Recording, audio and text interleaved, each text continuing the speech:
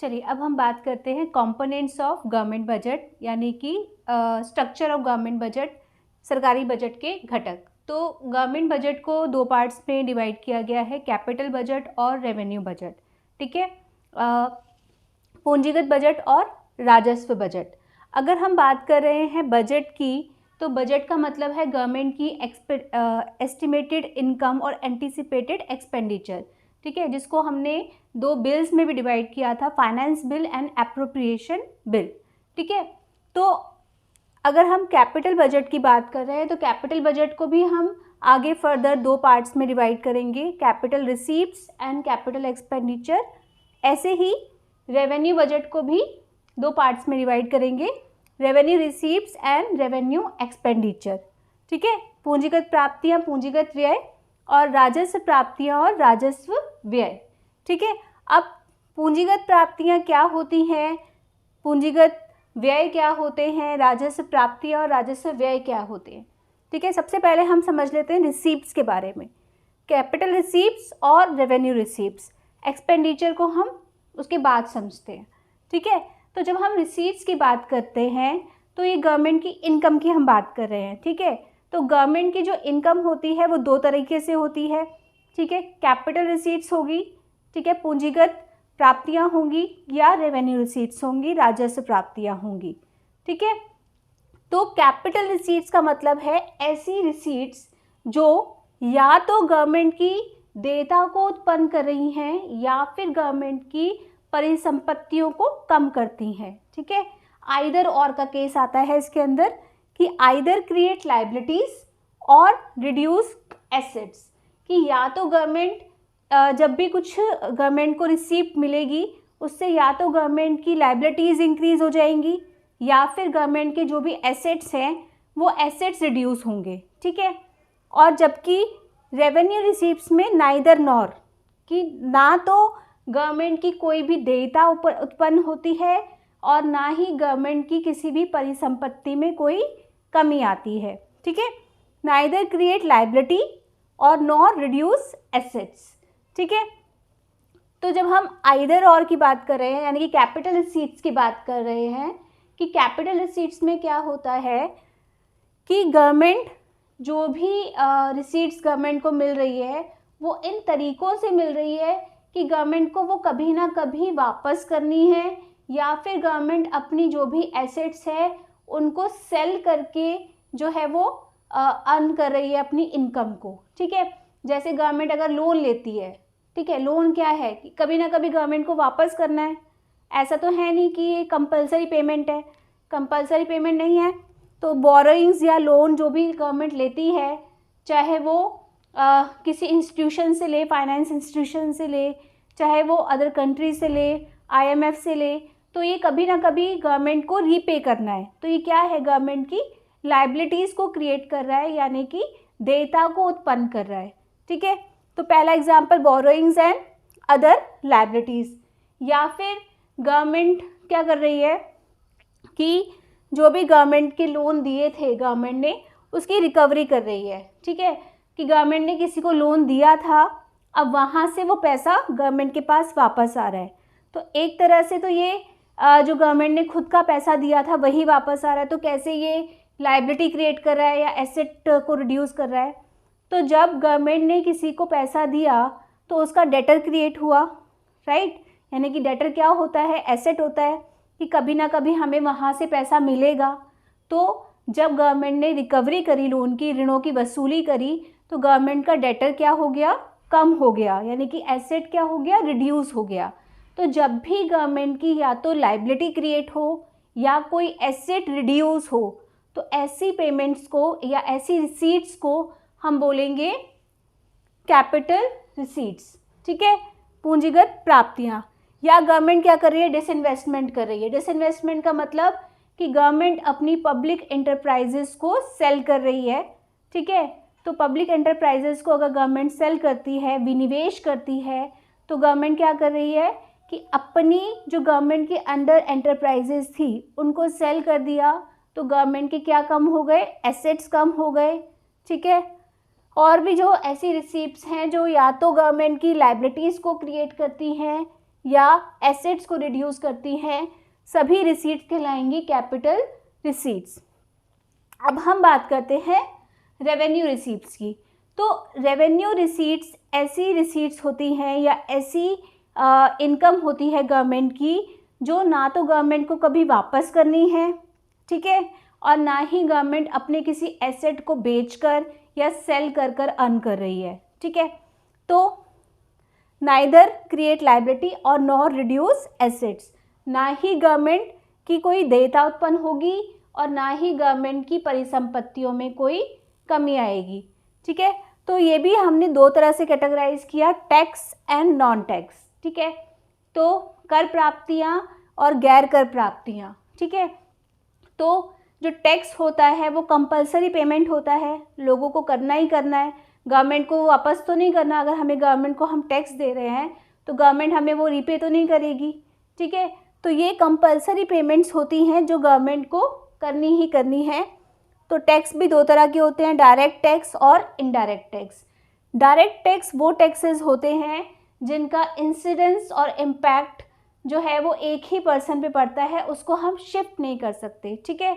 यानी कि जिसका प्रभाव भी और भार भी एक ही इंसान पे पड़े, कि जिसके ऊपर कर का भार है वही उसको पे कर रहा है, वो उसको शिफ्ट नहीं कर रहा, ऐसे टैक्सेस हम कहलाते हैं डायरेक्ट टैक्स। जैसे कि इनकम टैक्स, कि जिस पर्सन पर इनकम टैक्स लगाया गया है वही इनकम टैक्स को पे कर रहा है, कोई और उसकी जगह पर इनकम टैक्स पे नहीं कर रहा, ठीक है। या कॉरपोरेट टैक्स है, निगम कर है, ये भी डायरेक्ट टैक्स की कैटेगरी में ही आता है, ठीक है। फिर हम बात कर रहे हैं इनडायरेक्ट टैक्सेस की, कि इनडायरेक्ट टैक्सेस का मतलब क्या है, कि जब इंसिडेंस ऑफ टैक्स किसी इंसान के ऊपर या किसी इंस्टीट्यूशन के ऊपर है, लेकिन उसका जो इम्पैक्ट है वो किसी और अदर पर्सन पे शिफ्ट कर दिया गया है। यानी कि जब कर का प्रभाव और भार अलग अलग पर्सन्स पे या संस्थाओं पे पड़ता है तो उसको हम कहते हैं इनडायरेक्ट टैक्सेस, ठीक है। जैसे अगर हम सेल्स टैक्स, पहले जैसे सेल टैक्स होता था, एंटरटेनमेंट टैक्स होते थे, ठीक है, जिसकी जगह पर क्या आ गया, जीएसटी, जीएसटी है, एक्साइज ड्यूटी है, कस्टम ड्यूटी है, ये सभी जो हैं वो इनडायरेक्ट टैक्सेस कहलाते हैं। इसका मतलब कि जो इसका भार है वो कोई भी संस्था या पर्सन किसी और पर्सन पर शिफ्ट कर सकता है। जीएसटी लगता है प्रोडक्शन के ऊपर, ठीक है। प्रोडक्शन के बाद पे कौन करता है, कंज्यूमर, ठीक है। करना किसको चाहिए, लगता किस पे है, प्रोड्यूसर पे कौन करता है, कंज्यूमर, ठीक है। तो इसका जो इंसिडेंस और इम्पैक्ट है वो अलग अलग पर्सन पे होता है, इसीलिए इसको इनडायरेक्ट कहते हैं। डायरेक्ट टैक्सेस में इंसिडेंस और इम्पैक्ट एक ही पर्सन पे होता है, इसीलिए उसे डायरेक्ट टैक्स कहते हैं। अब हम बात कर रहे हैं नॉन टैक्स रेवेन्यू की, कि नॉन टैक्स रेवेन्यू क्या होता है या नॉन टैक्स रिसीट्स क्या होती हैं गवर्नमेंट की। तो टैक्स के अलावा जो भी गवर्नमेंट की रिसीट्स होती हैं जो कि गवर्नमेंट को रिटर्न नहीं करनी, यानी कि गवर्नमेंट की कोई देयता को उत्पन्न नहीं कर रही, ना ही गवर्नमेंट के किसी एसेट को रिड्यूस कर रही है, वो सभी जो है वो नॉन टैक्स रिसीट्स कहलाएंगी। जैसे फॉर एग्जांपल कि गवर्नमेंट फ़ीस है, एडमिनिस्ट्रेटिव फ़ीस है, आपने कोई फॉर्म भरा, ठीक है, तो आपने उसकी फ़ीस भरी, या गवर्नमेंट के चालान हैं, ठीक है। अगर गवर्नमेंट को कहीं से गिफ्ट्स या ग्रांट्स मिल रहे हैं वो हो गया, या फिर गवर्नमेंट के प्रॉफिट्स या डिविडेंड्स हो गए, जहाँ पे भी गवर्नमेंट ने इन्वेस्ट किया है वहाँ से गवर्नमेंट को प्रॉफिट मिल रहा है या शेयर्स पे डिविडेंड मिल रहा है, ठीक है। तो ये सब क्या होंगे, टैक्स के अंडर नहीं आते, लेकिन ये गवर्नमेंट की ना तो लायबिलिटी को क्रिएट कर रहे हैं ना ही एसेट्स को रिड्यूस कर रहे हैं, तो ये कहलाएंगी गवर्नमेंट की नॉन टैक्स रिसीट्स, ठीक है। तो नॉन टैक्स रिसीट्स में आ गए जैसे इंटरेस्ट रिसीट्स हैं, कि इंटरेस्ट का गवर्नमेंट ने किसी को लोन दिया, वहाँ से उसको इंटरेस्ट मिल रहा है, ठीक है। गवर्नमेंट को रीपे नहीं करना तो गवर्नमेंट की लायबिलिटी नहीं है, गवर्नमेंट का कोई एसेट रिड्यूस नहीं हो रहा, ठीक है। गवर्नमेंट को प्रॉफिट मिल रहा है अपने किसी एंटरप्राइजेज से, पब्लिक एंटरप्राइजेज से, ठीक है, वो भी गवर्नमेंट को कभी वापस नहीं करना, तो कोई लायबिलिटी नहीं है, और गवर्नमेंट का कोई एसेट भी रिड्यूस नहीं हो रहा, गवर्नमेंट को डिविडेंड मिल रहा है शेयर्स पे, ठीक है। या एस्टीट्स हैं, एस्टीट्स होती हैं कि ऐसी संपत्तियां जिनका कोई वारिस नहीं होता, ठीक है, जिसकी कोई विल नहीं होती, तो ऐसी जो एसेट्स होते हैं या ऐसी जो संपत्तियां होती हैं उनको गवर्नमेंट अपने अंडर ले लेती है, तो उनको हम कहते हैं एस्टीट्स, ठीक है। तो ये सब कहलाती हैं हमारी नॉन टैक्स रिसीट्स। तो हमारा भी क्लियर हो गया कि कैपिटल रिसीट्स और रेवेन्यू रिसीट्स क्या हैं। अब हम समझते हैं एक्सपेंडिचर, कैपिटल एक्सपेंडिचर और रेवेन्यू एक्सपेंडिचर। ये हमें क्लियर है रिसीट्स की। और अब हम बात कर रहे हैं एक्सपेंडिचर की। तो अगर हम कैपिटल एक्सपेंडिचर की बात कर रहे हैं या पूंजीगत व्यय की बात कर रहे हैं, तो जब भी कैपिटल वर्ड आ जाए तो ये है कि आइदर होगा या और होगा। तो या तो गवर्नमेंट के एसेट्स क्रिएट होंगे, रिसीट्स में क्या हो रहा था, लायबिलिटी क्रिएट हो रही थी और एसेट रिड्यूस हो रहे थे। एक्सपेंडिचर में क्या होगा कि या तो गवर्नमेंट के एसेट्स क्रिएट होंगे या फिर गवर्नमेंट की लायबिलिटीज़ जो हैं वो रिड्यूस होंगी, यानी कि गवर्नमेंट की परिसंपत्तियां या तो बढ़ेंगी या फिर गवर्नमेंट की जो देयता है उसमें कमी आएगी, ठीक है। तो इसके क्या क्या एग्जांपल्स हो सकते हैं, जैसे कि acquisition of land, building, machinery and equipment, कि गवर्नमेंट ने कुछ भी लैंड खरीदा है, कोई बिल्डिंग खरीदी है या कोई मशीनरी खरीदी है, कोई इक्विपमेंट खरीदा है, तो ये क्या कर रहा है कि गवर्नमेंट के एसेट्स को इंक्रीज़ कर रहा है, ठीक है। तो ऐसे एक्सपेंडिचर, ऐसी चीज़ों पे एक्सपेंड कर रही है गवर्नमेंट जो कि गवर्नमेंट के एसेट्स को इंक्रीज़ कर रही है, तो वो क्या कहलाएंगे, कैपिटल एक्सपेंडिचर, ठीक है। इन्वेस्टमेंट इन शेयर्स, गवर्नमेंट ने किसी कंपनी के या कोई भी शेयर्स खरीदे हैं, तो ये क्या है कि गवर्नमेंट के एसेट्स को इंक्रीज़ कर रहे हैं, तो ये भी क्या कहलाएगी, capital expenditure. Loans and advances by central government to state and union territories, तो अगर गवर्नमेंट लोन्स देती है या एडवांसेस देती है स्टेट गवर्नमेंट को, तो कभी ना कभी क्या होगा, गवर्नमेंट को मिलेगा वापस अपना लोन, ठीक है। रिकवरी जब होगी उसकी तो गवर्नमेंट को अपने लोन्स वापस मिलेंगे, एडवांसेस वापस मिलेंगे, तो गवर्नमेंट का क्या क्रिएट हो रहा है, डेटर क्रिएट हो रहा है, ठीक है। तो देनदार क्रिएट हो रहा है जो गवर्नमेंट को वापस जो है वो लोन प्रोवाइड करेगा, ठीक है।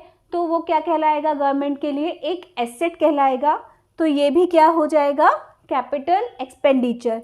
ऐसे ही रीपेमेंट ऑफ लोन्स है, गवर्नमेंट ने किसी से लोन लिया था, ऋण लिया था, अब गवर्नमेंट ने वो वापस कर दिया, ठीक है। तो गवर्नमेंट की क्या रिड्यूस हो गई, लायबिलिटी रिड्यूस हो गई, यानी कि देयता में कमी आ गई, इसीलिए ये भी क्या कहलाएगा, कैपिटल एक्सपेंडिचर। या गवर्नमेंट सड़कें बनाने पर, हॉस्पिटल बनाने पर, स्कूल बनाने पर, बिल्डिंग्स बनाने पर जो भी खर्चा करती है, फ्लाईओवर बना रही है, तो गवर्नमेंट क्या क्रिएट कर रही है, इंफ्रास्ट्रक्चर बना रही है। तो ये इंफ्रास्ट्रक्चर जो है वो गवर्नमेंट का क्या है, एसेट है, तो गवर्नमेंट क्या क्रिएट कर रही है, एसेट क्रिएट कर रही है।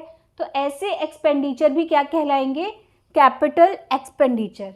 अब हम बात करते हैं रेवेन्यू एक्सपेंडिचर की, यानी कि राजस्व व्यय, ठीक है। तो जैसे रेवेन्यू रिसीप्ट जो थी वो कंपलसरी रिसीट्स थी, गवर्नमेंट को कभी वापस नहीं करनी है, ठीक है, गवर्नमेंट का कोई एसेट रिड्यूस नहीं हो रहा है। ऐसे ही जो रेवेन्यू एक्सपेंडिचर हैं ये गवर्नमेंट के कंपलसरी एक्सपेंडिचर है, यानी कि ज़रूरी खर्चे हैं, ठीक है, जिससे ना तो गवर्नमेंट के कोई एसेट्स हो रहे हैं, ठीक है, ना तो परिसंपत्तियां बढ़ रही हैं गवर्नमेंट की, और ना ही गवर्नमेंट की कोई देयता में कमी आ रही है, कोई लायबिलिटी भी रिड्यूस नहीं हो रही। जैसे गवर्नमेंट अपने वर्कर्स को सैलरी पे करती है, ठीक है, गवर्नमेंट का कंपलसरी खर्चा है, तो ना तो गवर्नमेंट की कोई लायबिलिटी कम होती है इससे, और ना ही गवर्नमेंट का कोई एसेट जो है वो इंक्रीज़ होता है, ठीक है। या फिर गवर्नमेंट ने जो लोन लिए थे उन पे इंटरेस्ट पे कर रही है, तो इंटरेस्ट पेमेंट जो है वो रेवेन्यू एक्सपेंडिचर होगा। क्यों, क्योंकि लोन तो भी बाकी है ना, सिर्फ क्या पेमेंट किया है, इंटरेस्ट का पेमेंट किया है, यानी कि देयता में तो कोई कमी नहीं आई, लायबिलिटी तो अभी भी उतनी है, लोन तो अभी भी उतना ही है, सिर्फ क्या पेमेंट किया है, इंटरेस्ट को पे किया है, इसीलिए वो रेवेन्यू एक्सपेंडिचर के अंदर आएगा, कैपिटल एक्सपेंडिचर के अंदर नहीं आएगा। एडमिनिस्ट्रेटिव सर्विसेज हैं कि गवर्नमेंट जो है वो ट्रेनिंग करवा रही है या कैंप्स लगा रही है, ठीक है, तो इन पे जो गवर्नमेंट खर्चा कर रही है, गवर्नमेंट का कंपलसरी खर्चा है, तो उससे भी ना तो एसेट क्रिएट होता है ना ही लाइबिलिटी रिड्यूस होती है। सब्सिडीज़ है, गवर्नमेंट जो है वो अनुदान या आर्थिक सहायता दे रही है, ठीक है, लोगों को आर्थिक सहायता जो प्रोवाइड कर रही है, इससे भी गवर्नमेंट की ना तो लाइबिलिटी रिड्यूस होती है ना ही कोई एसेट क्रिएट होता है। ग्रांट्स देती है गवर्नमेंट स्टेट को या यूनियन टेरिटरीज़ को, ठीक है, तो उससे भी गवर्नमेंट का कुछ एसेट क्रिएट नहीं होता, ना ही कोई लाइबिलिटीज़ क्रिएट होती है। तो ये जो है ये गवर्नमेंट बजट का स्ट्रक्चर है, ठीक है। कैपिटल बजट और रेवेन्यू बजट दो पार्ट्स में डिवाइड करते हैं इसको।